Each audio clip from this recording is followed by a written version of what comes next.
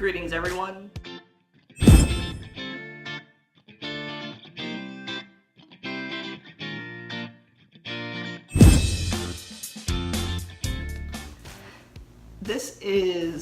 I'm gonna call it a response video. That's not really what it is. It's more of like, this is a really interesting topic to me, so I just also want to talk about it, and I'm kind of stealing it, I suppose.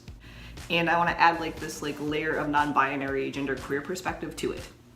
So the video I'm talking about was posted by Aiden, like the Aiden that you've seen on Ellen, I think, and like Men's Health and whatnot.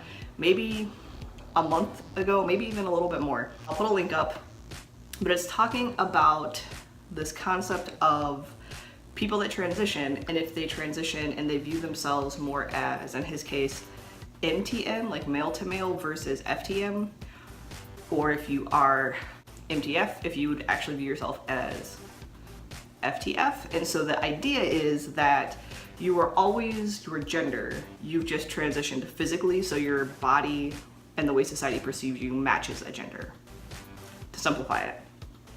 And you can watch what Aiden has to say for his own experience. I will say the one thing I really like that he talks about is acknowledging the fact that he was identifying as and socialized as female for a long period of his life, and that gives him a perspective that cis men just don't have and can't really have. Like, they can kind of hear people talk about it and like understand on a certain level, but they haven't experienced it. So that's that. Go watch the video if you want to know what he has to say, because I really like what he said. But it really made me think about how I identify, because when I talk about my like gender experience, I always or almost always frame it as my gender has actually pretty much always been this gender. I really have always been in that like genderqueer space. And then something flipped a couple years back. I don't know what the like magic was, but all of a sudden it got to a point where I was no longer comfortable with people identifying me as female or a woman or perceiving me that way, and I like got to a breaking point in how I physically existed in my body and was like, this has to change. And it was like drastic, and like it took me several months to figure out where my gender really was. And like I've talked before about how like that was frustrating because I wanted to talk to people about it, but I also kind of wanted to know what the heck was going on before I did. So on one level, I feel like, yeah, like what I identify as like non-binary to non-binary or genderqueer to genderqueer, and yes and no, because like I said, like that's my gender. Like that's how I've always experienced my gender. It just became like more important that my gender was viewed differently and experienced differently by me, I guess. I'll say it that way. But the like bigger piece to that is, regardless of how you like view that individually, what the heck does it mean to even transition to be non-binary or genderqueer or a label under one of those umbrellas? Because we don't have like a picture of this is a non-binary body, and why would we? Like, and even people who are very binary and transition, those transitions are all a little bit different. They can look drastically different from one another, even though we kind of have this, like there's a kind of in the general population, like a picture of Caitlyn Jenner, and this is what it looks like when someone transitions to be a woman. And that is what it looks like when you have a ton of money and privilege and are able to do that, and that's what you want for yourself. I know plenty of trans women who want that very traditionally feminine kind of appearance, but not all of them want that. I know trans women who have had bottom surgery or want bottom surgery or are not interested in it at all. Like, it's still a different experience, even though to the average person, like looking at them, we're going to box them into that like woman category. Same thing with trans men, like especially for trans men, because once you start developing certain secondary sex characteristics that are perceived as male, like you're just perceived that way. Like if you have a beard, people are going to assume that you are male, like hands down. That's how our society views gender. So it's one thing to say like, oh, like my gender doesn't match this binary system and so I'm going to alter it. But when you're genderqueer or non-binary, yeah, you might want to alter it, and you might want to alter it within that like binary realm. But the more I talk to and interact with other people who are non-binary, the more and more people talk about not really always wanting what's expected.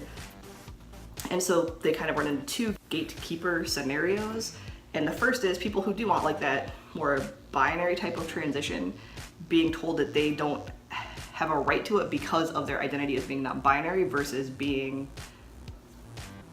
simply trans on a binary scale. And then there are people who, more like myself, are kind of looking for a middle ground, or only there are certain things that were very important to me in transition, other things that less so, and like finding medical providers or gender therapists or whomever that understand that on some level and are willing to work with you to kind of try to achieve that is a different thing. But it's still like you can't, there's not a way in society, like I've talked about this plenty of times, to like just do certain things that in your transition that are going to signal to everyone around you walking down the street. If you walk into a restaurant or bar, people are just going to be like, that person is non-binary. Like you could wear a t-shirt that says I'm non-binary and 80 maybe % of the people in that room would still not know what it meant. So I think it's a really interesting topic. Do you guys feel like you have always been non-binary or genderqueer or your specific identity and you've transitioned to that? Or do you think it's more about like, yes, you had this specific lived experience as your assigned birth gender and now you've transitioned to this other gender, whether that's a binary transgender or a non-binary gender of some sort? I'd be curious to know about that. And even like, there are people who transition who, I'll give you an example of this guy that like I met at a conference thing over a year ago, but he is a trans guy. I'm going to say I don't know specifically what his identity is, but I do know he does identify under like the genderqueer umbrella as well as like the trans man umbrella. And he explained himself as saying like, really, he feels for himself that he is about 60% male and 40% female, but he's choosing to walk through life being perceived as male because that was more important to him. He uses he, him pronouns. Clearly that's what I'm using for him. Changed his name, was on hormones, believe he'd had top surgery. Like he was going through that traditional process. He, I don't think, really talked extensively like with his providers at all about being anything other than just a trans man. And so if you're in that kind of situation where, yeah, you're not binary, but you're just choosing to, usually to make your life easier, which I get, just be perceived as that binary gender, like is that a different type of transition? Like how do you really identify yourself, do you think? And I don't know, I just thought it was a really interesting topic, and I think it's like I said, being non-binary, it adds that layer of like, well, what does it mean to transition to be non-binary? Because that's a very different thing altogether.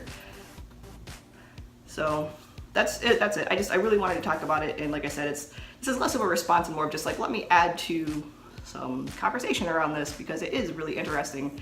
And I can see how someone, especially if they feel very binary and have always felt that way, like those kids that are very insistent and persistent, I can understand how that person would very much feel like they wanted to identify as like MTM or FTF, right? Like I get that. Yeah, so that's it.